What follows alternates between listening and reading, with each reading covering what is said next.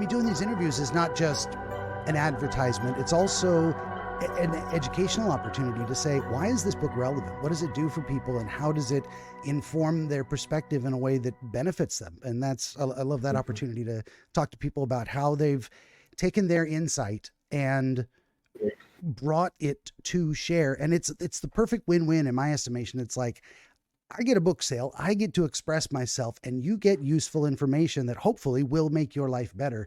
I think that's a miracle in itself. Every time a win-win situation happens and both people benefit, that's a miracle in my book. Yeah. Correct. I agree. And we when we talk to people, it's very important that we talk from perspective that how it's going to benefit them. Mm-hmm. Many a times, it's always people are so selfish that they just think about themselves first. And I'm not saying that it is not right to be selfish. Yes, it is. But again, at what level? When you are in the giving phase, let's say if you are in a coaching role, if you are a pastor, or if you are a priest, your focus has to be how the other is going to benefit versus looking at how you will get benefit. I think I am a firm believer that if you are a giver, if you keep giving, God is watching. Yeah. And God will do so many things that will come just to you. You don't have to have a different thoughts. How will I benefit? You will get the benefit as long as you are doing the good deeds. Absolutely. Yeah. This is a great topic too, because a lot of people think what am I trying to say? They think it's a black and white issue of altruism versus selfishness. And those are two polar extremes. I do it only for other people to the detriment of myself, or only for me to the detriment of others. And I'm trying to meet in the middle with that win-win type of situation. But there's a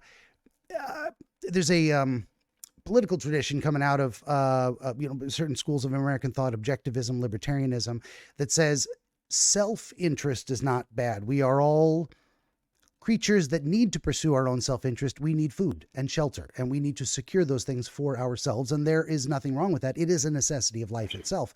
Then there's the next level stuff of I need to pursue for my own self-interest relationships with others. Aha. Now we have a problem because they have their own self-interest. How do we blend the two so that neither one of us is taking advantage of the other? So the evolution of that thought has come to the principle or the theory of enlightened self-interest. You don't just pursue your goals to the detriment of others. You have to do it in a way that is good for you and good for them and good for you and them over time and good for everyone around you in society so that it doesn't collapse under the weight of, game theory type shenanigans. And that's I think that's where a tremendous amount of the self-help books goes. Like, how do I be myself, pursue my self-interest in a way that is good for me and good for others, like I said. And I think this is one of those too, is like self-improvement, not for a selfish reason, but also for a selfish reason, also for the reason of making yourself better to take advantage of opportunities. I think too many people feel guilty about doing things for themselves, taking time for themselves, self-improvement, as if it were pointless, as if it had no universal benefit. And I think it does. So I've said a lot. I'm going to stop there. Let you chime in.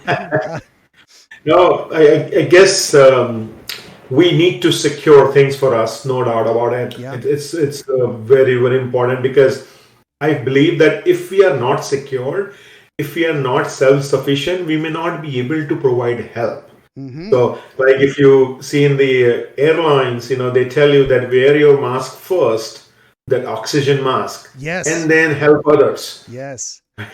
So we need to take care of us before we can take care of others. Yeah. And I use the analogy, say, from a purely physical body mechanic standpoint. There is someone on the ground.